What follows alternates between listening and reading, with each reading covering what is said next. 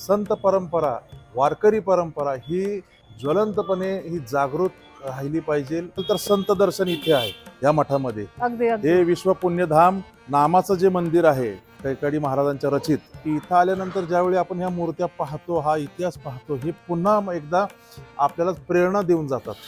श्री विठ्ठल हेच एक तुमच्या समाधानाचं कारण आहे, हे मी तुम्हाला अतिशय विश्वासाने सांगू शकतो. नमस्कार, मी राजश्री. आज मी आलेले आहे पंढरपूर येथे विठ्ठल रुक्मिणी मंदिरात जाऊन विठू माऊलींचं दर्शन घेतलं. त्यानंतर आलेले आहे कैकाटे महाराज यांच्या मठात. इथलं सुंदर असं मंदिर बघितलं, इथल्या रेखीव अशा मूर्त्या बघितल्या, खूप सुंदर अशी संकल्पना बघितली आणि अगदी भारावून गेले. आणि असं वाटलं की याविषयी अधिक काही जाणून घ्यावं. तर माझ्यासोबत आहे कैकाटे महाराज यांचे नातू रामकृष्ण हरी सर. रामकृष्ण. माझं नाव किरण तुळशीदास जाधव. मी थोरल्या महाराजांचा नातू आहे आणि माझं सौभाग्य हे आहे की मी एवढ्या मोठ्या त्यागी, ज्ञानी आणि वैराग्य असणाऱ्या महाराजांचा नातू आहे. सर्वप्रथम महाराजांबद्दल थोडंसं जाणून घ्यायला आवडेल. जी जरूर. महाराजांचं सांगावं तितकं कमीच आहे, पण मी थोडक्यात तुम्हाला काही त्यांचे अभूतपूर्व असे काही त्यांच्या जीवनातल्या काही घटना आणि काही थोडीशी माहिती संक्षिप्तमध्ये देतो. महाराजांचा जन्म 1907 रामनवमीच्या दिवशीचा त्यांचा जन्म. अरे वा. आणि म्हणून त्यांचं मूळ नाव हे राजाराम. आणि लहानपणापासूनच विठ्ठलाची भक्ती आणि हनुमानाची भक्ती त्यांना खूप प्रिय होती महाराजांना. आणि लहानपणापासून विविध तीर्थक्षेत्री जाणं, दर्शन घेणं आणि संतांविषयीची त्यांना खूप एक क्युरिओसिटी आपण जे म्हणतो, एक उत्सुकता होती त्यांना जाणून घेण्याची, त्यांच्या कार्यपद्धतीची.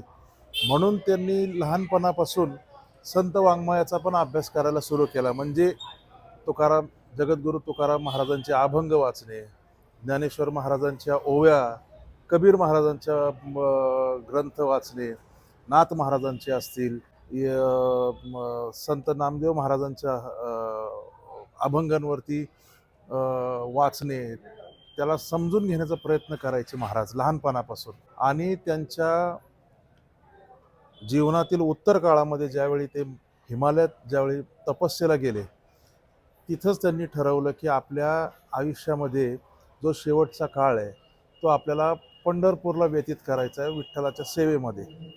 आणि जे काही त्यांना जाणवलं असेल किंवा एक त्यांच्या अंतरात्म्यातून जो एक आवाज आला असेल, त्यांच्या ज्ञानचक्षूच्या माध्यमातून त्यांना जे जाणवलं असेल, म्हणून त्यांनी हा एक एवढं विश्वपुण्यधाम ह्या नावाचं मंदिर उभं करावं हे त्यांच्या मनात त्यांनी दृढ निश्चय केला.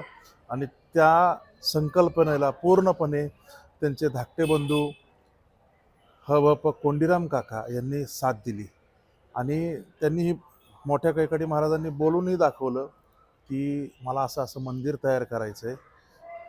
मग त्याची मूळ संकल्पना काय, तर बाबांचं म्हणणं असं होतं की देवादिकांची मंदिरं भरपूर आहेत, पण संतांचा गौरव करणारं मंदिर एखादं पाहिजे आणि ते असायला पाहिजे.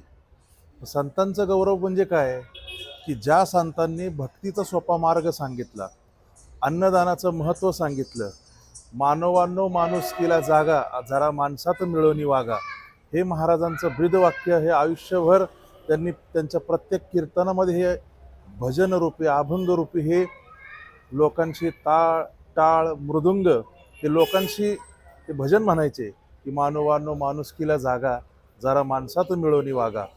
याचा अर्थ की कारण त्या काळामध्ये, महाराजांच्या काळामध्ये नुकतंच दुसरं विश्वयुद्ध हे संपलं होतं. आणि युद्धामुळे, भेदाभेदामुळे मानवतेचं जे नुकसान होतं, मानवता जी क्षतिग्रस्त होते, हे त्यांनी जे पाहिलं होतं. आणि म्हणूनच त्यांच्या मनामध्ये खूप मोठी एक ज्वाला निर्माण झाली की संत विचार, संत परंपरा, वारकरी परंपरा ही ज्वलंतपणे ही जागृत राहिली पाहिजे, त्याला तेवत आपण ठेवलं पाहिजे. हे फार पवित्र यज्ञ आहे जे आपण तेवत हे ठेवलं पाहिजे. त्या ज्या पवित्र यज्ञामध्ये जे संतांनी चालू केलं, त्याच्यामध्ये आहुती द्यायची असेल तर सत्कर्माची आहुती द्यावं लागणार. त्याच्यामध्ये ज्ञानाची, त्यागाची, समर्पणाची आहुती आपल्याला द्यावी लागणार. बाबा म्हणायचे, चोरी करण्याचं पण लोक धाडस करतात, पण जनसेवेचं धाडस कोण करतं म्हणायचे. जनसेवेचं धाडस करा. आणि आपण त्यांना म्हणतो की दोन- जनसेवा हीच खरी ईश्वर सेवा. अगदी अगदी अगदी कारण आपल्या सांगण्यानुसार महाराज अगदी हिमालयात गेले, वैराग्याकडे गेले आणि तिथून परत येऊन मानवतेचा संदेश दिला. पुन्हा हा आणि हा. विशेष म्हणजे इतकं सुंदर असं हे मंदिर उभारलेलं आहे. खरं तर इथलं वास्तुशास्त्र खूप छान आहे. आपण म्हणजे अगदी भारत मातेपासून पण सुरुवात करतोय आणि एक एक एक हो. एक एक ते चक्कर पण एक मारतोय पूर्ण. फार रुचक विचार आहे की प्रथम वंदन तुला भारत माते, म्हणून या मंदिरामध्ये पहिली मूर्ती भारत मातेचीच आहे सुरुवातीला, तुम्ही पाहाल. हो हो. आणि त्याच्यानंतर ज्या गणपतीला सुद्धा जन्म देणारी माता आहे, पार्वती मातेची मूर्ती आहे. गणपती कौसल्य मातेचे आहे, सगळे देवतेची आहेत. मूर्ती लहान आहे हो. खूप, पण पहिली मूर्ती पार्वती मातेची आहे. याचाच अर्थ बाबांनी त्या काळात सुद्धा स्त्री शक्तीला सन्मान केलेला आहे, स्त्री शक्तीला वंदन केलेलं आहे. का तर छत्रपती शिवाजी महाराज यांना सुद्धा घडवणारी ही त्यांची आईच होती, प्रथम गुरु आई, म्हणून त्यांनी वंदना केली. आणि तीही मूर्ती आपल्याला पाहायला मिळेल मंदिरामध्ये. अगदी अगदी आम्ही सगळ्या बघितल्या आणि खूप सुंदर आहे. आणि आपण विशेष म्हणजे ते काम तर सुंदर आहेच, पण ते प्रत्येकाची माहिती सुद्धा लिहिलेली आहे. अगदी अगदी. म्हणजे आणि दुसरी इतका व्यापक दृष्टिकोन त्यांनी ठेवला इतक्या जुन्या काळात. दुसरी गोष्ट म्हणजे या मंदिरामध्ये काही मूर्त्या अशा आहेत, कदाचित लोकांना आश्चर्य वाटेल, पण या मंदिरामध्ये मार्टिन लुथर किंगची मूर्ती आहे, सॉक्रेटिसची मूर्ती आहे आणि लेनिनची मूर्ती आहे. या मूर्तींची स्थापना इथं पूजण्यासाठी नाहीये, पूजा करण्यासाठी नाही. तो एक विचार आहे, तो विचार समतेचा आहे, तो विचार शांततेचा आहे, तो विचार एकमेकांना घेऊन एकत्रित ह्या जीवनरूपी संघर्ष जो आहे ह्याच्यातून पार पाडण्याचा तो विचार आहे. आणि आपल्याला संविधान देणारे बाबासाहेब आंबेडकर त्यांची मूर्ती आहे, सगळ्यांचे आहेत तिथे. त्यांची सगळंच आहे मूर्ती इथे. आहे म्हणजे इथे. संत आहेत, आपले ऋषीमुनी आहेत, नंतर समाज प्रबोधनकार आहेत. हो, सगळे इथे आहेत. वेदांचा इथे आपल्याला अभ्यास करायला अगदी, मिळतोय. आणि सगळं म्हणजे महाराजांचं मला तर वाटतं जगातलं आपलं कदाचित हे एकच असं मंदिर असेल. महाराजांचा एक दृढ विश्वास होता की हे मंदिर पिढ्यानपिढ्या एक समतेचा आणि सर्व समावेशक बंधुत्वता आणि सर्वांना दिशादर्शक म्हणून हे मंदिर पिढ्यानपिढ्या काम करेल. बाबा म्हणायचे, मी असलो नसलो तरी हे मंदिर मी जे हे निर्माण केलेलं आहे हे सर्वांना दिशादर्शक म्हणून राहील इथून पुढच्या काळामध्ये. हे फार मोठं त्यांचं योगदान या समाजासाठी, वारकरी संप्रदायासाठी आणि जनतेसाठी आहे. आणि बाबांनी त्या काळापासून जे अन्नदान सुरू केलं त्या अखंडितपणे रोज इथं या मठामध्ये त्यांचे नातू म्हणून भारत महाराज जाधव असतील, मी किशोर असेल, माझा पुतण्या निलेश जाधव असेल, हे आम्ही सर्व इथं आमचं हे कर्तव्य म्हणून आम्ही रोज दैनंदिन ह्याच्यात आम्ही पार पाडतो. तुकाराम महाराज गाथा पारायण असेल अश्विन महिन्यात, म्हणजे ऑक्टोबर महिन्यामध्ये असतं. आत्ताच झालेला जो कार्यक्रम आहे जानेवारी महिन्यामध्ये संक्रांती पर्व काळामध्ये तुलसी अर्चना पूजा, म्हणजे जवळजवळ 1000 ते 1500 महिलांचा, फक्त महिलांचाच तो कार्यक्रम, महिलांसाठी विशेष. आणि सर्व महिलांनी एकत्रित येऊन सामूहिक पद्धतीने श्रीकृष्ण अर्चन पूजा असते. आणि श्रीकृष्णाचा नामजप, विठ्ठलाचा नामजप, विठ्ठल रुक्मिणी मातेचा नामजप, हे अखंडित रोज असा 8 दिवस कार्यक्रम असतो इथे आपल्या मंदिरामध्ये. त्यांना रोज इथे 2 वेळे जेवण असतं, राहण्याची उत्तम सोय असते. आणि अशा प्रकारे त्या महाराजांनी जे उपक्रम चालू केले धार्मिक, ते अजूनही चालू आहेत अखंडितपणे. ही देवाचीच कृपा आहे, ही संत कृपा आहे. त्यामुळं अजूनही आम्ही त्या कार्यक्रमांना जेवढं होईल तेवढं आम्ही लोकांपर्यंत पोचवू. आणि जनसेवाचा, आणि जनसेवा म्हणजे फक्त जनहितार्थ जनसेवा. काही लोक जनसेवा काही वेगळ्या कारणास्तव पण करतात. खरं तर हे मंदिर खूप सुंदर आहे. आणि विशेष म्हणजे इथे फ्री ऑफ कास्ट, म्हणजे इथे आपल्याला तिकिटाचा एक नया पैसाही न देता एवढं सुंदर हे जे शिल्पकाम आहे ते बघायला मिळतंय. तिथे साधू संत आहेत. खरं तर सगळ्या संतांच्या रेखीव मूर्त्या आहेत. म्हणजे आपण वैकुंठाला जेव्हा तुकाराम महाराज निघाले आहेत, ज्ञानेश्वर माऊली जेव्हा रेड्याकडनं वेद बोधून घेतात, सगळं काही इथे आहे. तर मग आणि विशेष म्हणजे एक वैशिष्ट्य की पंढरपूरला येणारा म्हणजे विठू माऊलीचं दर्शन घेणारा प्रत्येक भक्त इथे येतो. तर त्यामागची आख्यायिका काय, किंवा म्हणजे काय भावना असते प्रत्येकाच्या मनात? त्याच्यामध्ये फार मी तुम्हाला सोपं करून सांगतो. विठ्ठलाचं दर्शन पहिले पंढरपूर तीर्थक्षेत्र ही दक्षिण काशी म्हटले जातं. आणि प्रत्येक जो शेतकरी आहे तोच वारकरी, जो वारकरी तो शेतकरी. प्रत्येक दिंडीमध्ये येणार, मग पूर्ण महाराष्ट्रातून भारतातून दिंड्या, कर्नाटकमधून दिंडी येतात इथं कार्तिकी वारीला, आषाढी वारीला. तर ह्या दिंडीमध्ये प्रत्येक वारकरीचं एक म्हणणं आहे की आपण देवाचं दर्शन घेतलं म्हणजे बाबांचंही म्हणणं होतं देवदर्शन जर तिथे असेल तर संत दर्शन इथे आहे या मठामध्ये. अगदी अगदी हे विश्व पुण्यधाम नामाचं जे मंदिर आहे कैकाडी महाराजांच्या रचित, तर महाराजांनी सुद्धा कीर्तनात सांगितलं की संत दर्शनही घ्या. आपण महादेवाच्या मंदिरामध्ये जात असताना नंदीचं दर्शन घेतो, विष्णू विठ्ठलाच्या मंदिरात जाताना तर तिथं मेरू म्हणजे कासवाचं दर्शन घेतो. पण विठ्ठलाच्या दर्शनानंतर संतांचं दर्शन घेणं, कारण ज्या ज्या वेळी इतिहासात जो सुद्धा तुम्ही पाहिलं की मुघलांच्या काळात सुद्धा की छत्रपती शिवाजी महाराजांना सुद्धा मार्गदर्शन एकेकाळी जगद्गुरू तुकाराम महाराजांनी मार्गदर्शन केलं, आशीर्वाद दिला की आम्ही आहोत, तुम्ही तुमच्या कर्तव्यास जाणे. आणि महाराजांनी दिलेला नजराना त्यांनी नाकारला. हो हो हे जनतेसाठी आपण वापरा महाराज. हे एवढं मोठं काम संतांचं आहे. खरंच तर खरं खूप म्हणजे त्या कार्याचा आपण अगदी कशाशीच गणना करू शकत नाही. कारण म्हणजे संत हे परमेश्वर आणि सामान्य माणसातला एक दुवा ठरलाय जी की ज्यांनी त्यांच्या पर्यंत पोहोचण्याचा एक मार्ग अगदी संसारिक सगळे सुख भोगून अगदी सुख दुःख भोगून तिथपर्यंत जाण्याचा मार्ग सुचवलाय खरं तर आपल्याला. अगदी अगदी. आणि ह्या भारतभरामध्ये आता उदाहरणार्थ तुम्ही गुरु नानक पंजाबमध्ये जे होते, तर त्यांनी सुद्धा मानवतेचाच एक संदेश दिला होता की मुघलांचा एवढा अतिशय सुलतानी बलामत ज्याला म्हणतो आपण, आसमानी बलामत, त्याच्यामध्ये सुद्धा मार्गदर्शक म्हणून राहिले ते गुरु नानक होते, गुरु तेग बहादूर होते.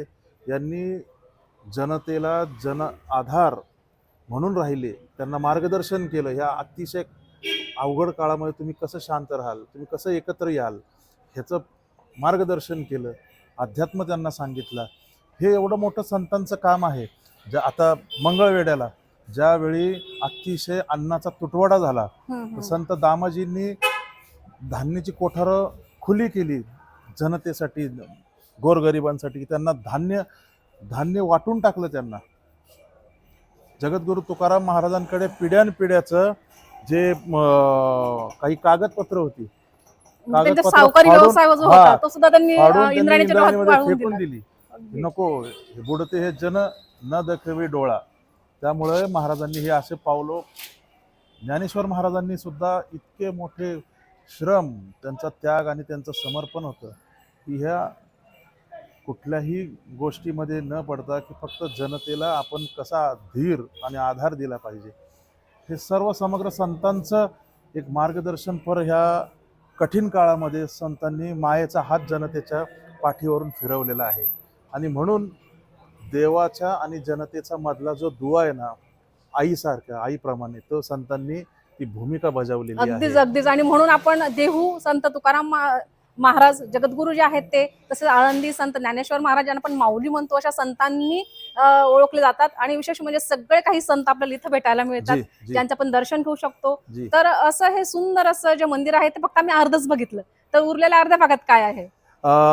उरलेल्या अर्ध्या भागामध्ये थोडंसं आता काम चालू असल्यामुळे, पण त्याच्यामध्ये ज्या ज्या भारतातल्या विविध भागामध्ये, वेगवेगळ्या प्रांतामध्ये जे राजे महाराजे होऊन गेले, ज्यांचे अतिशय न्यायप्रिय राजे होते, अशांच्या मूर्त्या आहेत, नवनाथांच्या मूर्त्या आहेत, समाज सुधारकांच्या मूर्त्या आहेत. आणि ज्या ज्या लोकांनी भारतवर्ष हे भारत देश हा स्वतंत्र व्हावा, आपल्याच जनतेचंच इथं एक मोकळीक असावी जनतेला, शेतकऱ्यांना, अशा विचारांना ज्या ज्या लोकांनी प्रेरणा दिली काळानुरूप, त्या सर्व लोकांच्या इथं मूर्त्या आहेत. आणि हे काय की इथं आल्यानंतर ज्यावेळी आपण ह्या मूर्त्या पाहतो, हा इतिहास पाहतो, हे पुन्हा एकदा आपल्याला प्रेरणा देऊन जातात की अजून पुढं आपण संकटकाळी आपण लढा द्यावा, किंवा आपण सर्वांना एकत्रित घेऊन पुढं चालावं. आणि हा जो आपला एक संसार म्हणतो आपण, हा सुखाचा, शांततेचा आणि समाधानाचा नांदावा असावा. की कैकाडी महाराजांनी नेहमी कीर्तनात सुद्धा म्हणायचे, जेथे दया क्षमा शांती तेथे देवाची वसती.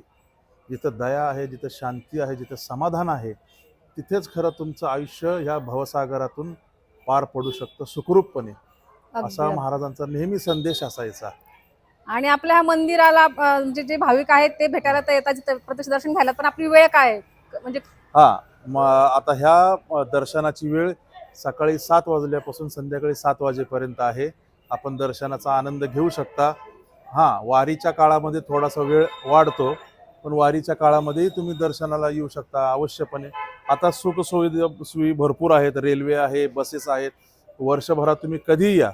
पण जे पूर्वी एक एक अभंग आहे, की सुखासाठी करीशी तळमळ, तरी तू जाई पंढरीशी एक वेळ. तर आता ती एक वेळ न राहता सुखासाठी करीशी तळमळ, तरी तू पंढरीशी जाय वेळोवेळ. का? याचं याचं का मी सांगतो तुम्हाला, की आपण कधी उपवास असला तर आजकाल लोक हॉटेलमध्ये महिन्यातून 2 वेळा 3 वेळा सुद्धा जेवायला जातात हॉटेलला. ते आजकालचं आता जीवनशैली झालेली आहे. पण त्या पांडुरंगाला भेटायला, मायबाप म्हणून आमचं दुःख, आमचं गाऱ्हाणं आम्ही तुझ्यापाशी मांडायला आलो, तुला भेटायला आलो देवा, असं म्हणून तुम्ही पंढरपूरला नक्की या. तुम्हाला तुमच्या दुःखांचं समाधान नक्कीच सापडेल इथे. संतांनी कधी चमत्कारामध्ये विश्वास नाही केला, पण श्री विठ्ठल हेच एक तुमच्या समाधानाचं कारण आहे, हे मी तुम्हाला अतिशय विश्वासाने सांगू शकतो. हजारो वर्षांपासून ज्या संतांनी एक इथं येऊन प्रेरणा घेतली, जनसेवेचा एक वसा घेतला, एवढ्या खडतर रूपी जीवनामधून पार पडण्याचा संदेश या पंढरपुरातूनच आणि विठ्ठलाच्या मंदिरातूनच ज्या संतांनी दिला, ज्या वारकरी संप्रदाय आजही करत आहे, अन्नदान करत आहे मोठ्या प्रमाणावरती. प्रत्येक दिंडीला अन्नदान असतं. ही कोणाची प्रेरणा? ही विठ्ठलाची आणि संतांचीच प्रेरणा आहे. त्यामुळे अवश्य जनतेने वर्षातून 1 वेळा म्हणून 2 वेळा तरी यावं, विठ्ठलाचं दर्शन घ्यावं. विठ्ठलाच्या दर्शनानंतर इथे येऊन संत दर्शन घ्यावं, हे मी सर्वांना कळकळीची विनंती करतो. कारण इथूनच तुम्हाला प्रेरणा मिळते, शांतता मिळते, समाधान मिळतं. आणि हाच खरंच जीवनाचं हेच खरं मूल्य आहे. ह्याच्या पलीकडं काय मला सांगा तुम्ही?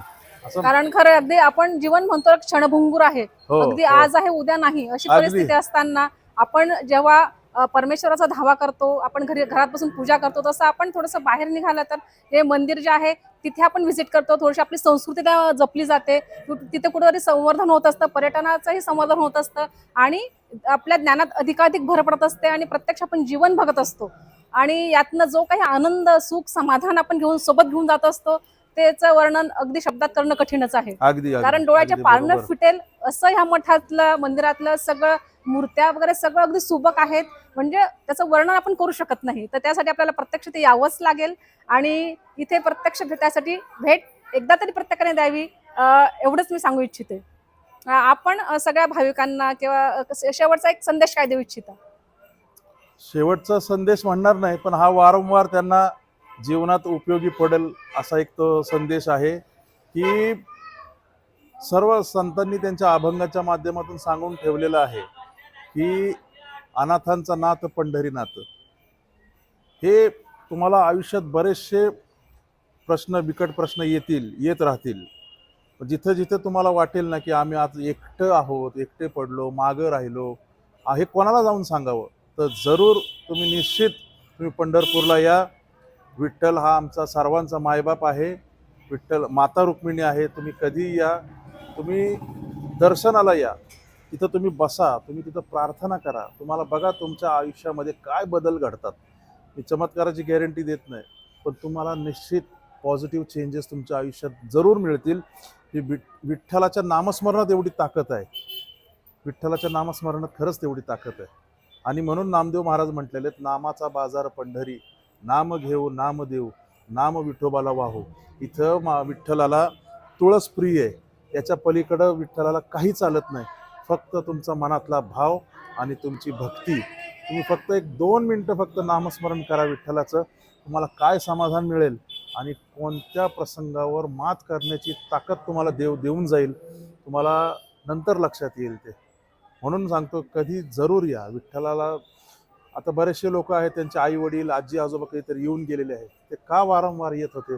कारण त्या पद्धतीने त्यांनी त्यांच्या जीवनात अनुभवलेले अनुभव आहेत. म्हणून ते येत होते वारंवार. म्हणून आणि सर्व- आपण वारकरी म्हणतोय तर अगदी 250 ते 300 किलोमीटर पायी चालत येतात. दरवर्षी विठ्ठलाच्या म्हणजे भेटीला येत असतात. जवळजवळ आणि हा अगदी 15 ते 20 दिवसाचा प्रवास असतो हा, चालत हो, चालत 21 येण्याचा. दिवसाचा, 18 अगदी दिवसाचा. अगदी आणि अगदी प्रत्येक वारकऱ्याचं हेच म्हणणं असतं की शेवटच्या श्वासापर्यंत अगदी. मी पंढरपूरला येईन आणि विठुरायाचं दर्शन घेईन. आणि तो विठुरायाच्या हरिनामाचा, हरिपाठाचा, अन्नदानाचा आणि दिंडीचा हा नियम आहे.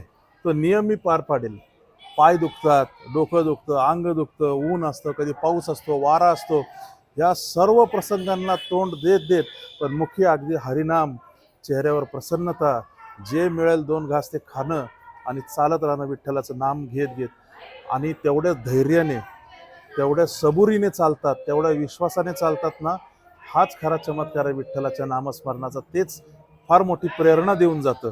याच्यामध्ये आपसुकच संतांचे विचार आहेतच की तो केला नियम, तो पार पाडला आणि ते चरणावरती विठ्ठलाच्या अर्पण केलं आणि विठ्ठलावरती सोडून दिलं. आम्हाला कधी काय असेल ते आमचा पोशिंदा तूच आहेस देवा म्हणून. एवढा मोठा दृढ विश्वास आणि त्या विश्वासावरती लोक चालतायत, ही खूप मोठी गोष्ट आहे. खूप खूप धन्यवाद सर.